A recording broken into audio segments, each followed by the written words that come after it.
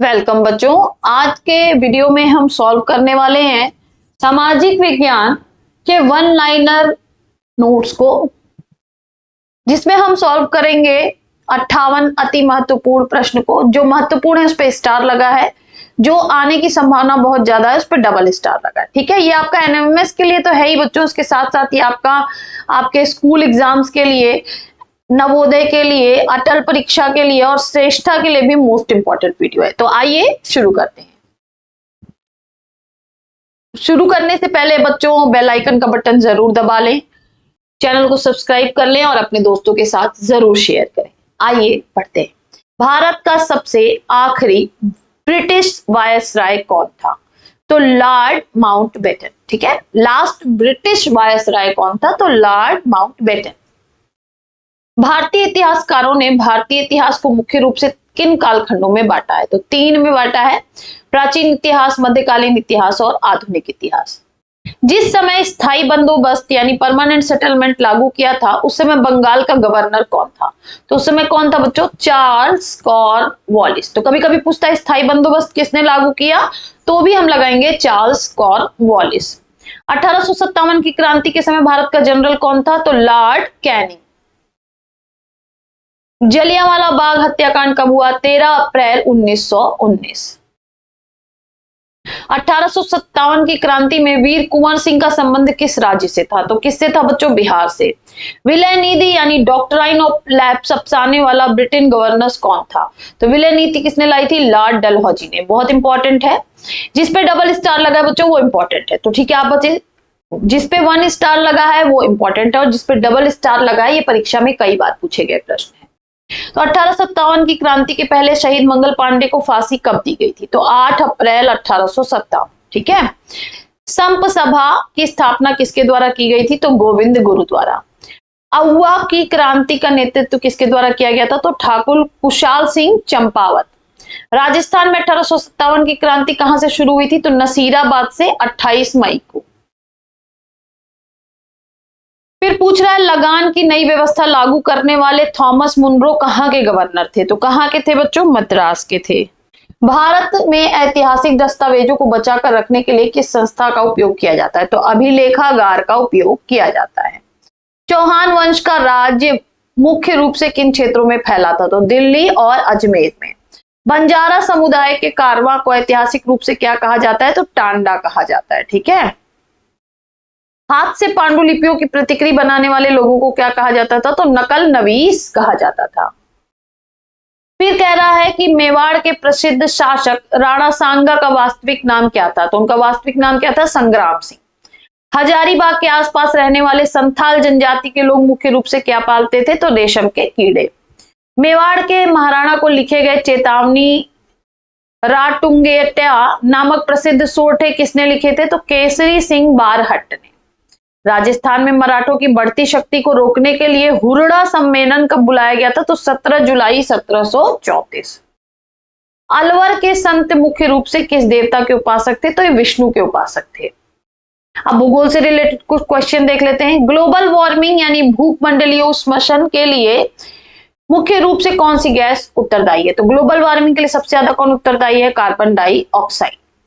देखिए global warming होती क्या है बच्चों, कि जब सूर्य की रोशनी पृथ्वी पर आती है तो कार्बन डाइऑक्साइड यहाँ पे एक परत बना लेती है, जिससे सूर्य की पूरी रोशनी वापस नहीं जाती है और हमारी पृथ्वी गर्म रहती है। तो ये हमारे लिए अच्छा है, लेकिन जब कार्बन डाइऑक्साइड बहुत ज्यादा बढ़ जाएगा तो गर्मी भी बहुत ज्यादा बढ़ जाएगी। ठीक है, जैसे शुक्र ग्रह की गर्मी इतनी ज्यादा क्यों है? क्योंकि वहां बहुत ज्यादा कार्बन डाइऑक्साइड है। तो इसको लिमिट में रखेंगे तो ही हमारा जीवन संभव है, लेकिन अगर ये ज्यादा हो गया तो भी हमारे जीवन पे खतरा है।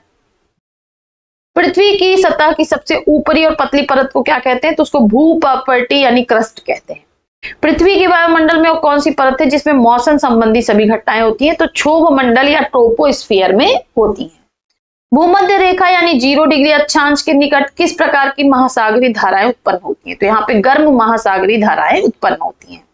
सूर्य अस्त यानी पश्चिम की ओर मुंह करके खड़ा होने पर आपका बायां हाथ किस दिशा में होगा? तो हमारा बायां हाथ किस दिशा में होगा बच्चों? दक्षिण दिशा में। राजस्थान में सर्वाधिक मात्रा में किस किस्म के कोयले निकलते हैं? तो यहां से लिग्नाइट निकलते हैं, मुख्यतः कहां पे? बीकानेर में। विश्व जल दिवस प्रतिवर्ष कब मनाया जाता है? तो ये मनाया जाता है 22 मार्च को। भारत का अधिकांश सीसा जस्ता उत्पादक राज्य कौन सा है? तो राजस्थान। रावत भाटा परमाणु ऊर्जा संयंत्र किस जिले में है? तो ये चित्तौड़गढ़ में है। ठीक है। सर्दियों यानी अक्टूबर दिसंबर में बोई जाने वाली फसल को क्या कहते हैं? तो रबी फसल कहते हैं, जैसे गेहूं। वन्य जीव और पर्यावरण, सीता माता वन्य जीव अभयारण्य कहाँ स्थित है और यह किस जीव के लिए प्रसिद्ध है? तो यह प्रतापगढ़ में स्थित है और ये उड़न गिलहरी के लिए प्रसिद्ध है। एक सींग वाला गेंडा भारत में कहाँ पाया जाता है? तो ये ब्रह्मपुत्र नदी के किनारे मैदानों में पाया जाता है। बंगाल टाइगर मुख्यतः किन प्रदेशों में पाए जाते हैं? तो ये गंगा ब्रह्मपुत्र डेल्टा के प्रदेशों में पाए जाते हैं, स्पेशली सुंदरबन में। केवलादेव पक्षी अभयारण्य यानी घना पक्षी विहार राजस्थान के किस जिले में है? तो भरतपुर में। विश्व का सबसे बड़ा मरुस्थल कहाँ है? तो यह है सहारा मरुस्थल, अफ्रीका में। मानचित्रों में जल निकाय यानी समुद्र, नदी, तालाब को दर्शाने के लिए किस रंग का प्रयोग किया जाता है? तो नीले रंग का। टोपोग्राफिक मानचित्र में बस्तियों या घर, पक्की सड़कों को किस रंग से दर्शाया जाता है? तो लाल रंग से। एक बड़े क्षेत्र, देश या महाद्वीप को कागज पर छोटा करके दिखाने वाले भूपड़ को क्या कहते हैं? तो छोटे पैमाने वाला मानचित्र कहते हैं। 1 वर्ग किलोमीटर क्षेत्र में रहने वाले लोगों की कुल जनसंख्या को क्या कहा जाता है? तो जनसंख्या घनत्व यानी पॉपुलेशन डेंसिटी कहा जाता है बच्चों। अब आइए कुछ नागरिक शास्त्र के भी क्वेश्चंस को देख लेते हैं। भारतीय संविधान सभा की आखिरी बैठक किस दिन हुई थी? तो 24 जनवरी 1950। भारतीय संविधान को अनुच्छेद 21 किस मौलिक अधिकार से संबंधित है? तो ये जीवन जीने के अधिकार से संबंधित है। धर्म को राज्य और राजनीति से अलग रखने की अवधारणा क्या कहलाती है? धर्मनिरपेक्षता। ठीक है। भारतीय संविधान के किस अनुच्छेद के तहत छुआछूत यानी अस्पृश्यता को एक दंडनीय अपराध घोषित किया गया है? तो अनुच्छेद 17। हमारे देश में कानून बनाने वाली सर्वोच्च संस्था कौन सी है? तो वो है संसद यानी पार्लियामेंट। भारतीय संविधान के अनुसार सरकार के 3 प्रमुख अंग कौन से हैं? तो विधायिका, कार्यपालिका और न्यायपालिका। भारत में लोकसभा का सामान्य कार्यकाल कितने वर्ष का होता है? 5 वर्ष का। लोकसभा में किसी भी दल को सरकार बनाने के लिए बहुमत कितने न्यूनतम सदस्यों की आवश्यकता होती है? 272। भारतीय शासन व्यवस्था में शासन को कितने स्तरों पर बांटा गया है? 3 स्तर, केंद्र, राज्य और स्थानीय। स्वतंत्रता दिवस के अवसर पर प्रधानमंत्री देश को किस स्थान से संबोधित करते हैं? तो लाल किले से।